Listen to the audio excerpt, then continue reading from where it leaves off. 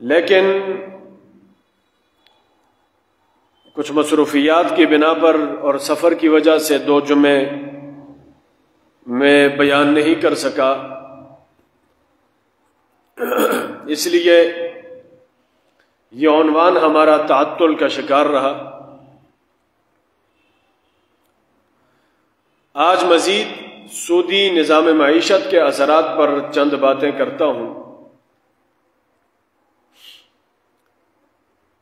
جیسا کہ پہلے میں نے آپ کے سامنے اس حوالے سے کہا تھا کہ سود کا معنی عربی کے اندر سود کو ربا کہتے ہیں، اور ربا کثرت کو کہتے ہیں، زیادتی کو کہتے ہیں۔ تو ہر وہ مال یا ہر وہ قرض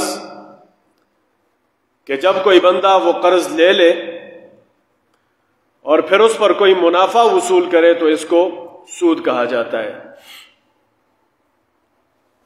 قرآن مجید کے اندر تقریباً 10 آیتیں سود کی حرمت اور ممانعت پر اللہ رب العزت نے اتاری ہیں۔ احادیث مبارکہ کے اندر ایک بہت بڑا ذخیرہ ہے جو سود کی حرمت اور ممانعت پر موجود ہے۔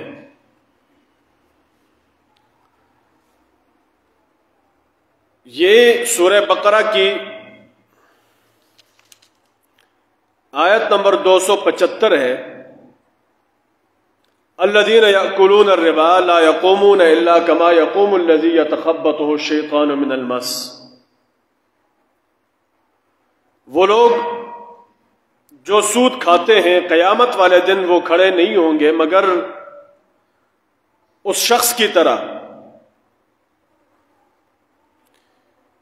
کہ جس کے حواس شیطان نے کھو دیے ہوں، اس کو حواس باختہ کر دیا ہو، اس کی عقل پہ پردے آگے ہوں اور وہ پاگل ہو چکا ہو، ایسے وہ قیامت والے دن کھڑا ہوگا۔ مطلب اس کو نہ کوئی دلیل ملے گی،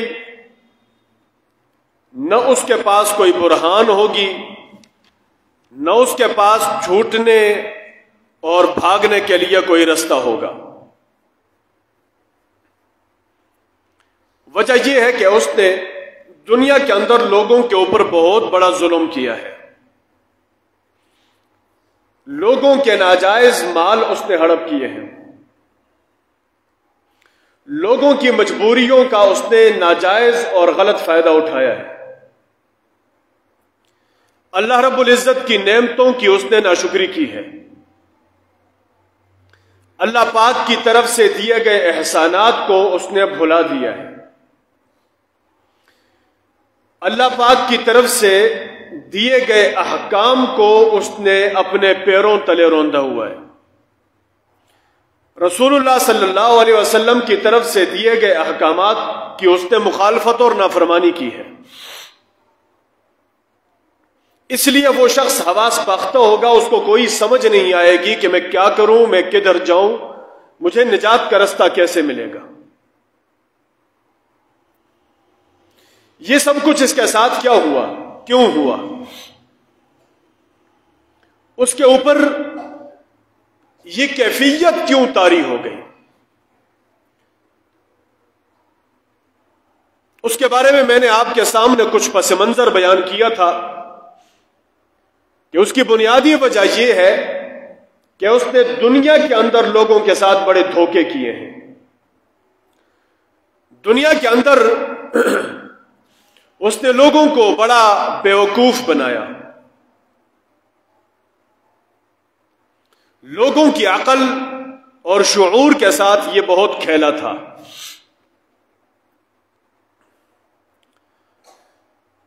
بس اس کو دنیا کے اندر اور کچھ نظر نہیں آتا تھا، صرف یہی اس کو فکر اور تمنا ہوتی تھی، یہی ایک سوچ اس کے دماغ پہ غالب ہوتی تھی کہ کسی نہ کسی طریقے بس میں لوگوں کا مال ہڑپ کر لوں، ہضم کر لوں، غصب کر لوں،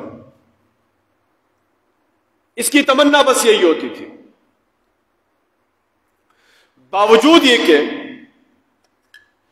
اللہ رب العزت نے اس کو بڑی نعمتوں سے نوازا ہوا تھا، اللہ رب العزت نے اس کو مال و متاع سے نوازا ہوا تھا، لیکن پھر بھی یہ مجبوروں، لاچاروں، غریبوں، مسکینوں، بیواؤں کی مجبوری کا فائدہ اٹھانے کی کوشش کرتا تھا کہ وہ تو مجبور ہے، ان کے پاس تو کھانے کے لیے کچھ نہیں ہے، سر چھپانے کے لیے کچھ نہیں ہے، پینے کے لیے کچھ نہیں ہے، اپنا جسم چھپانے کے لیے کچھ نہیں ہے،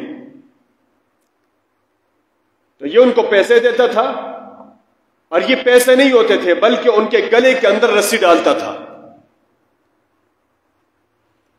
مجبوروں کے گلے کے اندر رسی ڈال کر پیسے دے کر پھر ان کی مجبوری کا ناجائز فائدہ اٹھاتا تھا کہ اتنے پیسے لے لو، سال بعد مجھے دے دو، 1,00,000 روپے ہیں، سال بعد مجھے 1,00,000 اور اس کے ساتھ تھوڑا سا اور بھی دے دو، 5-10 ہزار مثال کے طور پر۔ سال پورا ہو گیا، اب جو بیچارہ پیسے لیتا ہے، لوگوں سے قرض لیتا ہے، تو کسی مجبوری کی وجہ سے لیتا ہے نا، تو اس کی مجبوری ایسی کہ جتنا قرض اس نے لیا اس نے اپنی مجبوری کے اندر لگا دیا۔ اب قرضدار کو، قرض خواہ کو اب واپس کرے تو کدھر سے کرے؟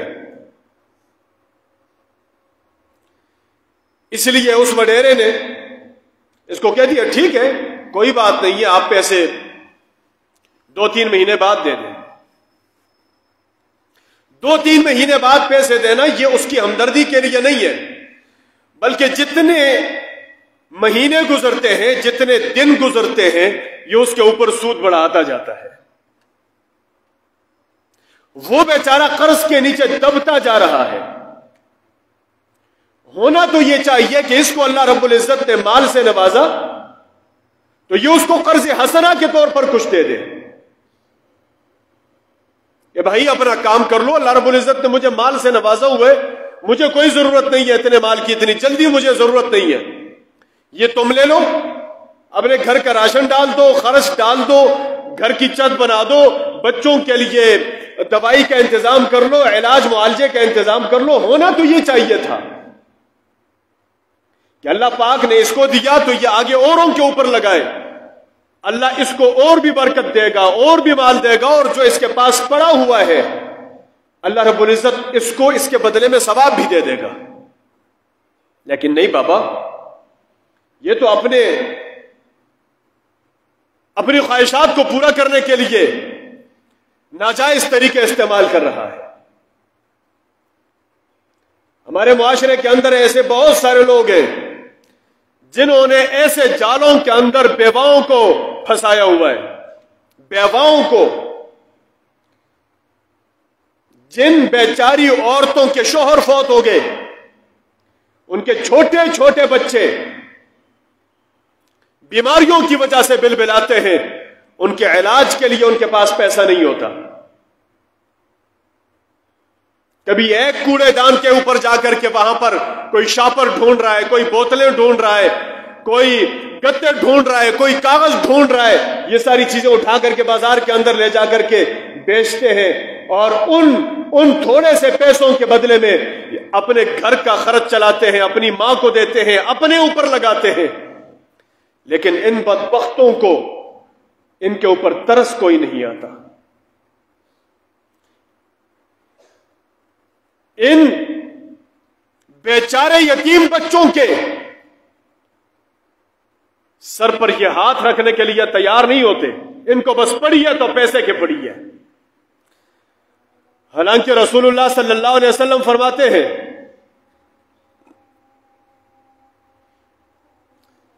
کہ میں اور یتیم کی کفالت کرنے والا، انا وکافل الیتیم، میں اور یتیم کی کفالت کرنے والا قیامت کے دن ایسے ہوں گے، ایسے رسول اللہ نے اشارہ کیا 2 انگلیوں کا، جیسے ان 2 انگلیوں کے درمیان میں تیسری انگلی نہیں ہے، ایسے ہی یتیم کی کفالت کرنے والے اور پیغمبر کے درمیان میں تیسرا کوئی پڑوسی نہیں ہوگا۔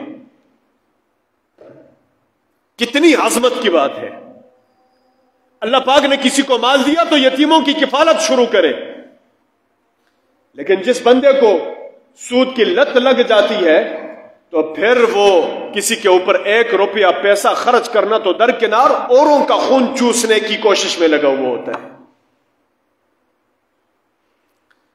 رسول اللہ صلی اللہ علیہ وسلم فرماتے ہیں الساعی علی الارملۃ، جو بندہ بیوہ عورت کے لیے خدمت کرتا ہے، ایک عورت بیوہ ہو گئی، اللہ پاک نے اس کا سہاگ اس کے سر سے اٹھا دیا، اس کا ایک آسرا ہوتا ہے شوہر اس کے سر سے چلا گیا، اب یہ بیچاری مجبور ہے، اس کے پاس کچھ نہیں ہے، تو جو بندہ اس عورت کی خدمت کرتا ہے اللہ کی رضا کے لیے، رسول اللہ صلی اللہ علیہ وسلم فرماتے ہیں کل مجاہد فی سبیل اللہ، اس کو اللہ رب العزت اتنا اجر دیتا ہے جتنا اجر اللہ پاک اللہ کے راستے میں جہاد کرنے والے کو دیتا ہے۔ مال دیا ہے اللہ رب العزت نے تو اس کو اچھے مقامات پر خرچ کرو، لیکن یہ لوگ کیا کرتے ہیں؟ بس کسی طریقے سے مال بٹورنے کی کوشش کرتے ہیں۔ یہ جو سود خور کی حالت ہوگی قیامت والے دن حواس باختگی والی، یہ حالت کیوں ہے؟ اللہ رب العزت نے قرآن مجید کے اندر اس کا سبب بیان کیا، اس کی علت بیان کی ہے۔ ذالک بأنہم قالوا انما البیع مثل الربا، اس کی بنیادی وجہ یہ ہے کہ یہ لوگ کہا کرتے تھے انما البیع مثل الربا، خرید و فروخت بھی تو سود کی طرح ایک معاملہ ہے، خرید و فروخت کرنا، سودا سلف بیچنا اور خریدنا، یہ تو سود ہی کی طرح ایک معاملہ ہے۔ جس طرح خرید و فروخت کے اندر لوگ فائدہ کرتے ہیں، منافع کماتے ہیں، اسی طرح بیع کے اندر بھی تو، اسی طرح سود کے اندر بھی تو منافع کمایا جاتا ہے۔ اتنے بدبخت لوگ ہیں کہ انہوں نے پورے مضمون کو الٹ دیا۔ اگر کہتے تو کم از کم ایسا کہہ لیتے کہ سود بھی تو خرید و فروخت کی طرح ہے، لیکن نہیں، ان کے ذہنوں کے اوپر سود کا اتنا غلبہ ہو چکا ہے کہ یہ کہتے ہیں کہ خرید و فروخت بھی تو سود کی طرح ہے۔ یعنی ان لوگوں نے اصل سود کو بنا دیا، اصل سود کو بنا دیا کہ تم لوگ پاگل ہو جو سود نہیں کھاتے ہو، خرید و فروخت کرتے ہو اور سود نہیں کرتے ہو، حالانکہ دونوں کے اندر زمین آسمان کا فرق ہوتا ہے۔ اللہ پاک نے فرمایا وَأَحَلَّ اللَّهُ الْبَيْعَ وَحَرَّمَ الرِّبَا، اللہ رب العزت نے تو خرید و فروخت اور کاروبار کو جائز قرار دیا ہے، حلال قرار دیا ہے، جبکہ سود کی حرمت کا اعلان کیا ہے، تو دونوں ایک جیسے کیسے ہو گئے؟ لیکن جن کی عقل پہ پردہ آ جاتا ہے نا، تو پھر وہ نکاح اور زنا کے اندر فرق نہیں کرتے، بھائی کام تو دونوں سیم ہے، ایک جیسے کام ہے۔ پھر ان کو جائز ناجائز کا فرق ختم ہو جاتا ہے، اس لیے کہ شیطان ان کی عقلوں کے اوپر پردے ڈال دیتا ہے۔ دونوں کے اندر زمین آسمان کا فرق ہے۔ تجارت کرتے ہیں تو تجارت کے اندر نفع کے بھی چانسز ہوتے ہیں اور نقصان کے بھی 50-50 چانسز ہوتے ہیں۔ بندہ رسک لیتا ہے، لاس بھی ہو سکتا ہے، پروفٹ بھی ہو سکتا ہے، یہ مکمل طور پر رسک ہے۔ تجارت کرنا رسک ہے، پیسہ لگا دیا ڈوب بھی سکتا ہے، منافع بھی دے سکتا ہے، نقصان بھی ہو سکتا ہے، فائدہ بھی ہو سکتا ہے، جبکہ سود کے اندر نقصان کا تصور ہی نہیں ہے، وہاں تو فائدہ ہی فائدہ ہے۔ آپ نے کسی کو پیسے دے دیے، وہ پیسے آگ کے اندر ڈالے، دریا کے اندر ڈالے، وہ پیسے اپنے گھر پہ رکھے، کچھ بھی کرے، وہ چوری ہو جائے، وہ ضائع ہو جائے، کچھ بھی ہو جائے، لیکن وہ آپ کے پیسوں کا ذمہ دار ہے، جبکہ تجارت کے اندر ایسا کچھ نہیں ہوتا۔ تجارت کے اندر کوئی ذمہ داری نہیں ہوتی، تو دونوں برابر برابر کیسے ہو گئے؟ تو سود کے بارے میں اللہ رب العزت نے یہ فرما دیا دونوں کے اندر فرق ہے، دونوں چیزیں ایک نہیں ہے، دونوں کے اندر زمین آسمان کا فرق ہے، ایک حلال ہے دوسرا حرام ہے، ایک جائز ہے دوسرا ناجائز ہے، ایک ثواب کا ذریعہ ہے دوسرا عذاب کا ذریعہ ہے، ایک نیکی کا ذریعہ ہے دوسرا بدی کا ذریعہ ہے، ایک کے ذریعے سے انسان کو برکتیں حاصل ہوتی ہے، دوسرے کے ذریعے سے انسان تباہی کے اندر چلا جاتا ہے، ایک کے ذریعے سے معاشرے کے اوپر اللہ کی رحمتیں متوجہ ہوتی ہے اور دوسری کے ذریعے سے معاشرے کے اوپر اللہ کی لعنتیں برستی ہے۔ دونوں ایک جیسے کیسے ہو گئے؟ قرآن مجید کے اندر اللہ رب العزت نے فرمایا ظہر الفساد فی البر والبحر بما کسبت ایدی الناس، بر اور بحر کے اندر، خشکی اور تری کے اندر فساد پیدا ہوتا ہے تو اس کا ذریعہ یہ انسان بنتا ہے، یہ انسان خود اس تباہی کا ذریعہ بنتا ہے۔ اللہ رب العزت کی طرف سے عذاب ایسے نہیں آتے، یہ انسان عذاب والے کام کرتا ہے تب اللہ کی طرف سے یہ غضب نازل ہوتا ہے۔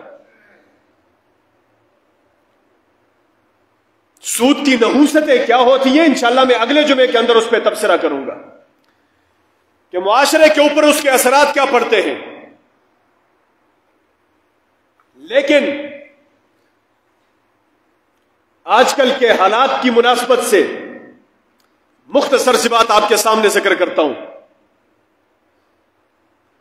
کہ جب اللہ رب العزت اپنی طرف سے قوم کو انعامات سے نوازے، احسانات سے نوازے، اور قوم ان انعامات اور احسانات کا شکر ادا نہ کرے، ناشکری کے اندر مبتلا ہو جائے، تو اللہ رب العزت ان کو اپنی پکڑ کے اندر مبتلا کر دیتا ہے۔ یہ اللہ کی طرف سے وعدہ ہے۔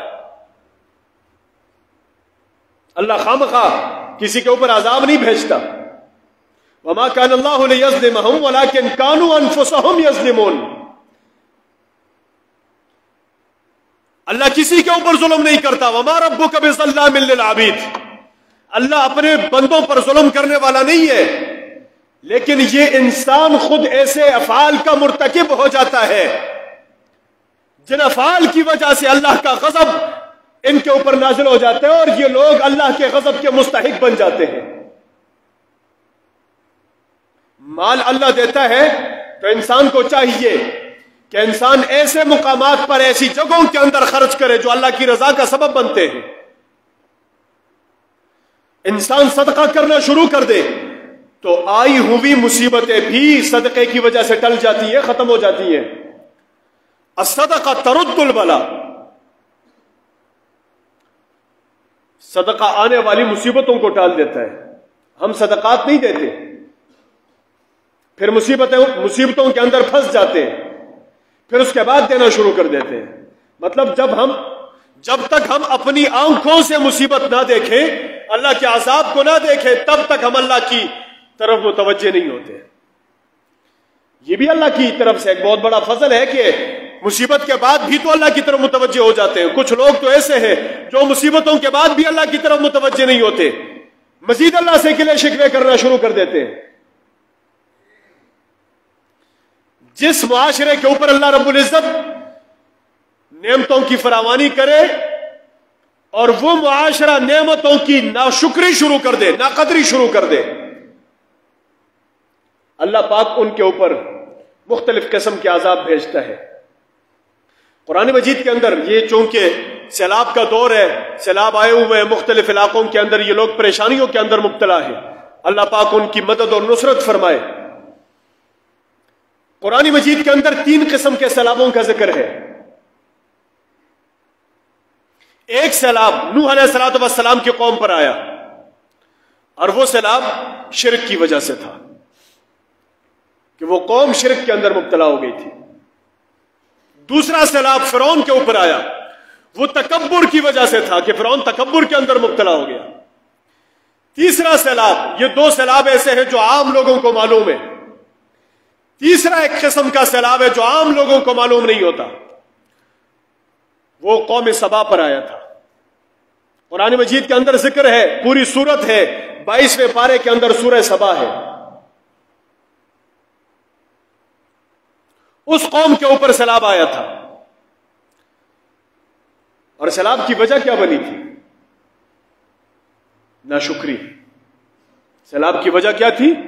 ناشکری، کہ قوم کے اوپر اللہ رب العزت نے بڑی نعمتیں کی، ان کو اپنے احسانات سے نوازا، مال سے، دولت سے نوازا۔ یمن کا علاقہ تھا، ایسا علاقہ جو ہر طرف صحراؤں پر مشتمل تھا، ریگزاروں پر مشتمل تھا، جہاں پر پانی نہیں ہوتا تھا، بارشیں نہیں ہوتی تھی، چشمے نہیں ہوتے تھے۔ اللہ رب العزت نے ان کے اوپر بارشیں برسا دی، چشمے لگا دیے، ان لوگوں نے بند بنا دیا، پانی جمع ہو گیا، اس کے دائیں طرف بائیں طرف ان لوگوں نے رستے نکال دیے پانی کے استعمال کے لیے۔ اس طرف بھی زمین ہے، اس طرف بھی زمین ہے۔ یہ لوگ اپنی زمینوں کو سیراب کرتے تھے پانی کی وجہ سے۔ اس بند کے، اس ڈیم کے دونوں طرف لہلہاتی فصلیں، لہلہاتے ایسے باغات، قسم قسم کے باغات، ایسے قسم کے باغات جو اس علاقے کے اندر نہیں ہوتے تھے، اللہ پاک نے وہ بھی پیدا کر دیے۔ اتنی نعمتیں اللہ رب العزت نے ان کے اوپر فرما دی۔ مفسرین کہتے ہیں کہ جب بندہ ان باغات کے اندر داخل ہوتا نا تو انسان یوں تصور کرتا تھا، اتنی خوشبوئیں ہوتی تھی اور اتنی مہک ہوتی تھی، اتنی خوبصورتی ہوتی تھی کہ بندہ تصور کرتا کہ میں جنت کے اندر آیا ہوں۔ اتنے قسم کے باغات، پھل فروٹ فراوانی کے ساتھ اللہ رب العزت نے ان کو عطا کر دیے۔ دو باتیں اللہ رب العزت نے فرمائی، دو باتیں۔ باتیں کیا ہیں؟ ایک بات یہ ہے کہ کلو، کھاؤ مزے سے۔ دوسری بات یہ ہے وشکرو، اللہ کا شکر ادا کرو۔ ان لوگوں نے کیا کر دیا؟ نعمتیں تو کھانی شروع کر دی، اللہ رب العزت نے جو پھل فروٹ دیے وہ تو کھانے شروع کر دیے، لیکن یہ جو دوسرا حکم تھا اس کو بھلا دیا، وشکرو والا، شکر گزاری چھوڑ دی۔ اب اللہ رب العزت نے، لازمی بات ہے یہاں سے ان کے پاس پھل فروٹ زیادہ ہو گئے، باغات زیادہ ہو گئے، ان لوگوں نے باہر کے اور ملکوں کے ساتھ تجارتی رستے شروع کر دیے، تجارت شروع کر دی۔ یہاں سے لے کے جاتے باہر ملکوں کے اندر، وہ پھل فروٹ وہاں پر بیچ دیے، فروخت کر دیے، وہاں سے اور چیزیں جو ان کو ضرورت ہوتی تھی وہ چیزیں لا کر کے اپنے علاقے کے اندر آ گئے۔ یہ رستہ کافی لمبا پڑتا تھا۔ اللہ رب العزت نے ان کے اوپر دوسرا احسان کر دیا۔ دوسرا احسان یہ کر دیا کہ ان کے رستے مختصر کر دیے، امن والے کر دیے، امن والا رستہ۔ رستے پہ جا رہے ہیں، کوئی پریشانی نہیں ہے، نہ کسی ڈاکو کا خطرہ، نہ چور کا خطرہ، نہ لٹیرے کا خطرہ، نہ چیتے کا خطرہ، نہ کتوں کا خطرہ، نہ جانوروں کا خطرہ، نہ شیروں کا خطرہ، نہ ببر کا خطرہ، نہ چیتے کا خطرہ، کسی چیز کا خطرہ نہیں ہے، نہ بھیڑیوں کا خطرہ۔ بڑے آرام سے، سکون سے، امن سے دوسرے ملک میں چلے گئے، وہاں پر اپنا سودا سلف جو تھا وہ بیچ دیا، وہاں سے جو ان کو چیزیں ضرورت تھی وہ لے لی، اپنے ملک کے اندر آ گئے، خوشحالی شروع ہو گئی، خوشحالی شروع ہو گئی۔ جب خوشحالی ملک کے اندر آ گئی تو ان لوگوں کے دلوں کے اندر مستی شروع ہو گئی، مستی شروع ہو گئی، ان لوگوں نے مستیاں شروع کر دی، اللہ کی نافرمانی کے اندر مبتلا ہو گئے، رسولوں کی نافرمانی کے اندر مبتلا ہو گئے۔ مال کی فراوانی اور کثرت نے ان کو شیطانی رستوں پر لگانے پر مجبور کر دیا۔ مال زیادہ ہو گیا اور یہ شیطان کے رستے پر چلے گئے، رحمان کا رستہ ان لوگوں نے چھوڑ دیا، شکر گزاری کا رستہ چھوڑ دیا، ناشکری کے رستے پر چلے گئے، قدردانی چھوڑی، ناقدری کے رستے پر چلے گئے۔ جب ناقدری شروع کر دی، اللہ رب العزت نے ان کے پاس انبیاء بھیجے۔ علماء فرماتے ہیں کہ ان کے پاس 12 یا 13 نبی آئے، یہ عیسیٰ علیہ الصلوۃ والسلام سے پہلے کا واقعہ ہے۔ 12 یا 13 انبیاء ان کے پاس آئے اور ان کو سمجھایا، اللہ کے غضب سے، اللہ کے عذاب سے ان کو ڈرایا کہ اللہ کی ناشکری نہ کرو ورنہ خراب ہو جاؤ گے، مال اللہ نے دیا ہے تو ایسے لگاؤ جیسے اللہ نے حکم دیا، مستیاں نہ کرو، غنڈے بازی نہ کرو، خراب ہو جاؤ گے۔ لیکن یہ لوگ ماننے کے لیے تیار نہیں تھے، وہی اپنی مستیوں کے اندر، وہی شراب کی محفلیں ہیں، وہی جوئے کی محفلیں ہیں، وہی ڈانس کی پارٹیاں ہیں لگے ہوئے۔ یہ مال انسان کو بہت خراب کر دیتا ہے، مال کی کثرت اور فراوانی۔ یہ جو آج کل بھی لوگ مستیوں کے اندر مبتلا ہوتے ہیں، گناہوں کے اندر مبتلا ہوتے ہیں، یہ عموماً وہی لوگ ہوتے ہیں جو مالدار ہوتے ہیں، عموماً وہی لوگ ہوتے ہیں جو مالدار ہوتے ہیں۔ ایک بندہ ایسا ہے جس کے پاس بھوک مٹانے کے لیے پیسہ نہیں ہے، بازار سے سبزی لانے کے لیے پیسہ نہیں ہے، اس کے پاس اتنا کچھ نہیں ہے بازار سے 1 کلو ٹماٹر خریدے، اس کے سر پہ درد ہے تو بیچارے کے پاس 20 روپے نہیں ہے، پیناڈول کی گولیاں لے لے۔ وہ ڈانس پارٹیوں میں جائے گا، وہ کنجریاں نچوائے گا، وہ شرابوں کی محفلوں میں جائے گا؟ نہیں، یہ سب کچھ گناہگاری کے کام وہ کرتے ہیں جن کے پاس پیسہ زیادہ ہوتا ہے۔ ہاں، اللہ پاک جن کی حفاظت فرمائے تو پیسہ لگانے والے، یہ جو مسجد اتنی خوبصورت بنی ہوئی ہے تو یہ بھی پیسہ لگانے والوں نے بنائی ہے۔ بعض لوگوں کے پیسے ایسی جگہوں کے اندر لگتے ہیں اور بعض لوگوں کے پیسے کنجریوں کے اوپر پھینکنے پہ لگتے ہیں۔ اگر ان سے مانگ لیا جائے کہ آپ کے پڑوس کے اندر بندہ بھوکا ہے، پیاسا ہے، بیمار ہے، اس کے علاج کے لیے پیسوں کی ضرورت ہے، تو آپ کو 10 روپے دے دے گا اور 20 باتیں سنائے گا۔ لیکن جب کنجریاں، رنڈیاں نچواتے ہیں تو ان کے اوپر بے حساب کر کیسے پھینکتے ہیں؟ یہ کیوں؟ اللہ پاک اس بدبخت کا پیسہ اپنے رستے میں لگانا پسند نہیں کرتا۔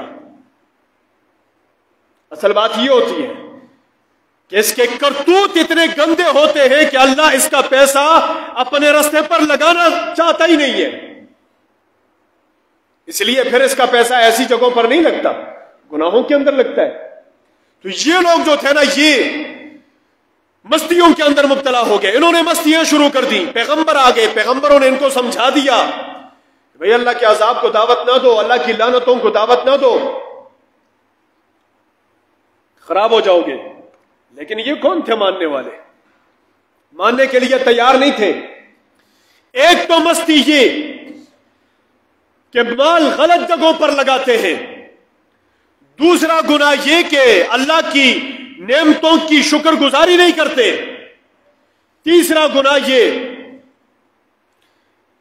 کہ اللہ کی نعمتوں کے اوپر جب اللہ رب العزت نے نعمت کر دی، رستے آسان کر دیے، ان لوگوں نے کہنا شروع کر دیا ربنا باعد بین اسفارنا، ہمارے سفر کے رستوں کو لمبا کر دے۔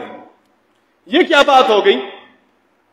یہاں سے نکلتے ہیں، دوسرے ملک میں جاتے ہیں، ابھی نکلے نہیں ہیں، ادھر پہنچ گئے، نہ ہم نے انجوائے کیا، نہ ہم نے کوئی ٹور لگایا، نہ ہم نے کوئی پکنک کیا، نہ ہم نے کوئی کھانا کھایا، نہ ہم نے اور کچھ کیا، یہاں سے نکلتے ادھر پہنچ جاتے ہیں، وہاں سے نکلتے ادھر پہنچ جاتے ہیں۔ یہ کیسا سفر ہوا؟ سفر تو ایسا ہوتا ہے کہ بندہ نکلے، پکنک پہ جائے، بیٹھے، گپ شپ کرے، پارٹیاں لگائے اور باربیکیو کرے، تکے شکے کی پارٹی چلے، یہ ہو جائے وہ ہو جائے، ایسے کاموں کے اندر سفر بھی ہو، انجوائے بھی ہو، دونوں کام ہو جائے۔ اب اللہ پاک نے اتنا بڑا رحم کیا، اتنا بڑی نعمت کی، اتنا بڑا احسان کیا، لیکن اپنی انجوائمنٹ کے لیے یہ لوگ کیا کر رہے ہیں؟ اتنی بڑی نعمت کی ناشکری کر رہے ہیں۔ اللہ رب العزت کو یہ باتیں بڑی ناپسند آئی، اللہ رب العزت کو یہ باتیں بڑی ناپسند آئی کہ میرا بندہ ہو کر میری ناشکری کرے۔ میں رحمت دیتا ہوں، نعمت دیتا ہوں، اور یہ لوگ میری نعمتوں کی ناقدری کرتے ہیں۔ جب اللہ رب العزت نے دیکھا کہ ناشکری کی انتہا ہو گئی اور پیغمبر بھی بھیج دیے، کیونکہ یہ اللہ کا وعدہ ہے وما كنا معذبین حتی نبعث رسولا، جب تک اللہ رب العزت کسی قوم کے پاس رسول نہ بھیجے تب تک اللہ پاک اس قوم پر عذاب مسلط نہیں کرتا۔ ان کے پاس عذر ہو سکتا ہے، بہانہ ہو سکتا ہے، وہ کہہ سکتے ہیں اللہ ہمارے پاس تو کوئی نہیں آیا تھا سمجھانے کے لیے، اس لیے اللہ پاک پہلے عذر ختم کرتے ہیں۔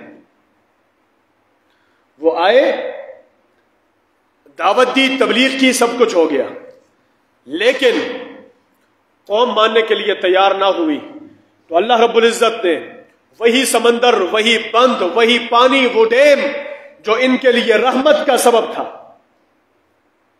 جو ان کے لیے نعمتوں کا سبب تھا، جو ان کے لیے باغات کے پھل فروٹ کا سبب تھا، جب ناشکری ہوئی وہی نعمت کا سبب اللہ رب العزت نے ان کے اوپر کھول دیا، وہ بند ٹوٹ گیا۔ جب وہ بند ٹوٹ گیا تو اس کے نیچے جتنے علاقے آ گئے وہ سارے کے سارے علاقے ملیح میٹ ہو گئے۔ کیا باغات، کیا گھر، کیا مکانات، کیا بازار، کیا تجارتی منڈیاں، کیا پھل فروٹ، سب کچھ اللہ رب العزت نے تباہ و برباد کر دیا۔ اور اس عذاب کی وجہ سے اثر یہ ہوا، اس پانی کے اندر اللہ رب العزت نے اتنا زہریلا مادہ پیدا کیا تھا کہ جس علاقے سے وہ سیلاب کا پانی گزرا اس زمین کے اوپر اللہ رب العزت نے آج تک کسی درخت کو نہیں اگایا۔ جب عذاب آتا ہے تو اللہ ایسے ختم کر دیتا ہے۔ وہ زمین کے اوپر اللہ رب العزت نے ایسا اثر ڈال دیا کہ آج تک اس زمین کے اوپر درخت نہیں اگتا، باغات نہیں ہوتے، سبزہ نہیں ہوتا، کچھ بھی نہیں ہے، وہ بیابان پڑا ہوا ہے، صحرا پڑا ہوا ہے۔ اللہ رب العزت نے یہ واقعہ سورہ سبا کے اندر ذکر کیا، 22ویں پارے کے اندر اللہ رب العزت نے ان کو فرمایا تھا کھاؤ اللہ کی نعمتوں سے لیکن شکر ادا کرو، لیکن جب انہوں نے ناشکری شروع کر دی اللہ رب العزت نے عذاب بھیجا اور پھر فرمایا ذالک جزیناہم بما کفروا، ذالک جزیناہم بما کفروا، یہ جو ہم نے ان کو برا بدلہ دیا اس کا سبب یہ بنا تھا کہ یہ لوگ ناشکرے بن چکے تھے۔ وَهَلْ نُجَازِي إِلَّا الْكَفُورَ، اور ایسے ناشکروں کو ہم ایسا ہی عبرتناک بدلہ دیتے ہیں۔ آج کل ہمارے اوپر سیلاب آ رہے ہیں، اگر آپ غور کریں، فکر کریں اپنے گھروں کے اندر، اپنے معاشرے کے اندر، اپنے محلوں کے اندر، اپنے علاقوں کے اندر، تو آج کل جو سب سے بڑا گناہ اس معاشرے کے اندر لوگ مبتلا ہو چکے ہیں وہ گناہ ناشکری کا ہے۔ کیا مرد، کیا عورتیں، کیا بچے، کیا بوڑھے، کیا جوان، کیا سارے لوگ ناشکری کے اندر مبتلا ہو چکے ہیں۔ مال اللہ پاک نے بڑا دیا ہوتا ہے، لیکن پھر بھی آہ ازاری ہے، واویلا ہے، فریادیں ہیں۔ اللہ پاک نے ٹھیک ٹھاک صحت سے نوازا ہوتا ہے لیکن پھر بھی اللہ کا شکر ادا نہیں کرتے۔ اللہ پاک نے اچھا گھر دیا ہوا ہوتا ہے پھر بھی ناشکری کے اندر مبتلا۔ اللہ پاک نے اچھا کاروبار دیا ہوتا ہے پھر بھی ناشکری کے اندر مبتلا۔ اللہ رب العزت نے اچھی تجارت دی ہوتی ہے پھر بھی ناشکری کے اندر مبتلا۔ مطلب قدم قدم پر ناشکریاں ہیں۔ پہلے ہم گلا کرتے تھے عورتوں سے کہ عورتیں ناشکریاں کرتی ہیں، لیکن آج کل کے مرد عورتوں سے 2-4 قدم آگے جا کر کے ناشکرے بن چکے ہیں۔ تو یہ ہمارے لیے تباہی اور المیہ کا سبب ہے کہ مال ہم ناجائز طریقے سے کماتے ہیں اور ناجائز طریقے سے لگاتے ہیں، تو ناجائز طریقے سے کمانے پر بھی اللہ کا عذاب آتا ہے اور ناجائز طریقے سے لگانے پر بھی اللہ کا عذاب آتا ہے۔ کام ہمارے اپنے غلط ہوتے ہیں پھر ہم گلے اللہ سے کرتے ہیں اللہ ہمارے اوپر عذاب کیوں آ گیا۔ اچھا، اس کے ساتھ ایک اور بات کرتا ہوں۔ بعض لوگ ایسے ہوں گے کہ جنہوں نے اللہ کی ناشکری نہیں کی ہوگی، وہ بڑے شکر گزار ہوں گے، وہ بڑے تہجد گزار ہوں گے، وہ بڑے عبادت گزار ہوں گے، تو ان بیچاروں کا کیا قصور تھا کہ وہ بھی سیلاب کے اندر خراب ہو گئے۔ منگ پختو کی وہی اوچو سر لامدس وزی اوچو سرل امدوم سوزی بیا۔ حدیث کے اندر آتا ہے اللہ رب العزت جبرائیل علیہ السلام سے فرماتے ہیں جبرائیل وہ فلاں بستی کے اندر چلے جاؤ، قلب مدینہ کذا و کذا، اس مدینے اس بستی کے اوپر عذاب مسلط کر دو۔ اس کو تباہ و برباد کر دو۔ جبرائیل علیہ الصلوۃ والسلام اس بستی کے اندر آتے ہیں، پھر اللہ کے پاس جا کر کے عرض کرتے ہیں اللہ اس بستی کے اندر آپ کا ایک بندہ بڑا تہجد گزار ہے، بڑا نیک ہے، بڑا پارسا ہے، بڑا بزرگ ہے، لم یاسک طرفۃ عین قط، آنکھ جھپکتے ہوئے اس نے تیری نافرمانی نہیں کی ہے۔ تو اللہ پاک جبرائیل علیہ الصلوۃ والسلام سے فرماتے ہیں جبرائیل پہلے اس کو تباہ و برباد کر، کہ اتنے بڑے شہر کے اندر، اتنی بڑی بستی کے اندر میری نافرمانی ہو رہی ہے اور اس کو کوئی فرق نہیں پڑ رہا۔ اوچو سر لامدوم بیاسوزی۔ اور دوسری بات یہ ہے کہ یہ اللہ کی طرف سے آزمائش کے طور پر جھٹکا ہوتا ہے، پیغام ہوتا ہے کہ سدھر جاؤ، ابھی تو تھوڑا عذاب آیا، اب اگر اس سے زیادہ نقصان کرو گے تو پھر بہت بڑا نقصان آئے گا۔ اس لیے ہمیں اپنے اعمال کے اوپر نظر کرنی چاہیے، فکر کرنی چاہیے اور شکر گزاری کرنی چاہیے۔ اللہ پاک نے اگر ہمیں مال سے نوازا، ہم مال کے اوپر شکر کریں، اولاد سے نوازا، اولاد کا شکر کریں، اگر ہمیں گھر سے نوازا ہم گھر کا شکر کریں، اگر پیسوں سے نوازا ہم پیسوں کا شکر کریں، اللہ پاک نے گاڑی دی ہم گاڑی کا شکر کریں، اللہ پاک نے ہمیں صحت دی ہم صحت کا شکر کریں۔ ہم شکر کریں گے، لئن شکرتم لازیدنکم، تو اللہ ہماری نعمتوں کے اندر اضافہ کرے گا، ولئن کفرتم ان عذابی لشدید، اور اگر ناشکری کرو گے تو اللہ فرماتے ہیں میرا عذاب بڑا سخت ہے۔ اللہ رب العزت ہمیں عمل کرنے کی توفیق عطا فرمائے۔